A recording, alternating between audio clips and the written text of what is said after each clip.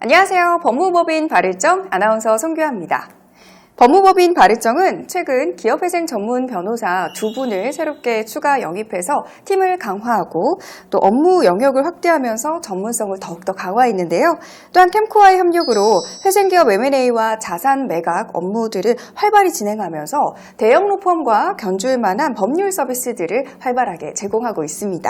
오늘은 법무법인 발일정이 추진하고 있는 회생 M&A 플랫폼, M&A 플랫폼에 대한 이야기 자세하게 나눠보도록 할 텐데요. 법무법인 발일정 대표 변호사죠. 대표님 김용현 변호사님 모셨습니다. 안녕하세요. 네, 안녕하세요. 네, 반갑습니다. 반갑습니다. 네. 오늘은 회생 M&A 플랫폼, 캠코 이런 단어들 네. 자세히 좀 이야기 나눠볼까 하는데요. 네. 먼저 회생 M&A 플랫폼이 뭔지 모르시는 분들을 위해서 네. 설명 좀 부탁드립니다. 아마 그 회생 M&A 플랫폼 아마 생소할 겁니다. 저희도 또 처음 어려워요. 시도하는 거라서요. 이게 뭐냐면 회생 기업 대부분 제조업체 중심 같은 경우는 공장하고 네. 이렇게 토지 같은 게 있습니다. 그렇죠. 근데 공장 토지를 담보로 잡아서 그 시설자금 대출이나 운전자금 대출을 많이 받거든요. 근데 회생 들어가게 되면 그 근저당권자들, 은행들은 이게 회생 담보권자라고 그래요. 네. 근데 이런 담보권자들은 우리 회생 계획을 짤 때 우선 변제를 해야 돼요.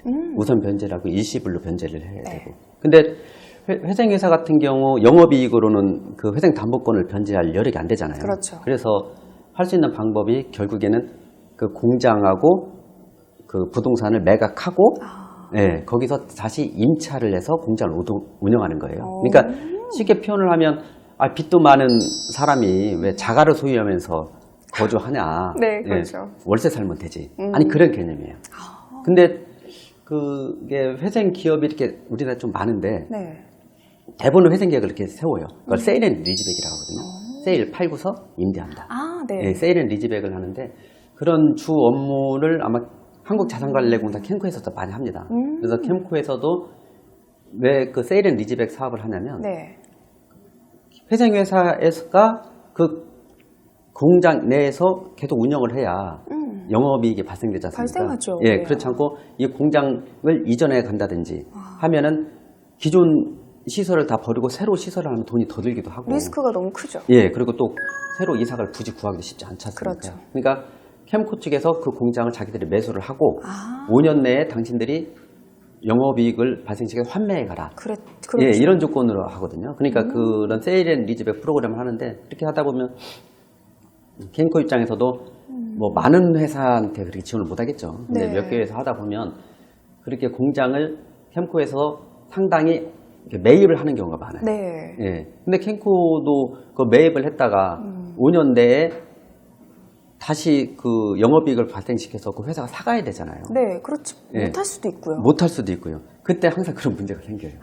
그리고 회생 계획 세울 때도 올해 회생이 들어갔으면 통상 저희들 회생 계획을 어떻게 세우냐면 2025년 12월 31일까지 공장을 매각해서 담보권자를 우선 변제하겠다.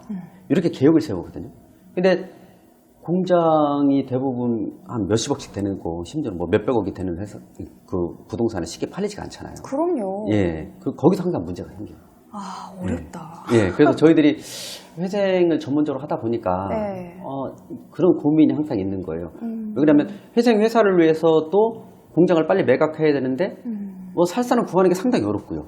근데 그 캠코도 마찬가지예요. 자기들이 회생 회사를 지원해 줬는데, 회생 회사에서 빨리 공장을 재인수해 가든지, 네. 제3자한테 매각을 해서 자기들도 투자한 돈을 회수하든지, 이게 돼야 되는데, 이게 그 많은 회생 회사가 회생 인간은 난 이후에 이게 누구든 어느 누구가 해결하지도 않는 거예요. 그러네요. 예, 왜 그러냐면 인간한 이후에 기본적으로 인간하고 보통 종결한 이후에 법원은 손을 떠나고 보통 법무법인도 저희들이 그 법무 서비스 해주는 게 거의 인가 시점까지예요. 그 이후 시점은 그 법률 서비스를 안 해요. 그러니까 뭐 그 기존 경영자들 대표님들 같은 경우는 저 법을 잘 모르니까 그냥 거의 뭐 방치인 거죠, 방치. 그러네요. 예.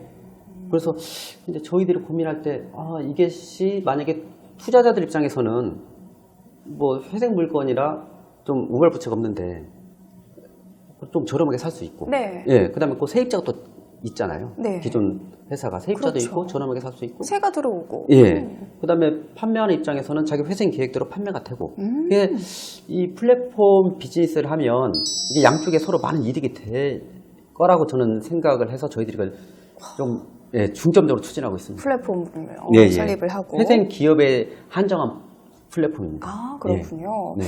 그렇다면 이런 업무로 캠코와 회생기업 자산 매각에 대한 업무 협약도 진행을 네. 했다고 하는데 굉장히 일단 먼저 축하드립니다. 아, 예, 감사합니다. 좋은 예. 일인 거죠? 네. 어떤 협력 내용들인지 좀 자세히 소개 좀 해주세요. 아까 말씀드렸다시피 캠코도 이게 회생 기업에 지원을 많이 해주는데 네. 그 본인들도 지원해준 돈을 다시 회수해서 그렇죠. 다른 회사에 또 지원을 해줘야 되는데 이 돈이 여기 묶이게 되는 거예요. 그 묶이게 되는 것을 캠코 입장에 상당히 고민을 하다가 그 상밀 회계법인하고 이거 법무법인 발의정하고 한 2개 회계법인 이렇게 해서 MOU를 체결했어요. 네. 그러니까 회생 기업에 대한 자산 매각 뭐 플랫폼 사업이라든지 그렇죠. 회생 기업에 대한 M&A라든지 그러니까 저희들이 법무법인으로서는 유일하게 들어간 거죠. 그 플랫폼, 그 업무 협약을 통해서 이 플랫폼을 이제 실현시키면서 약간의 선순환?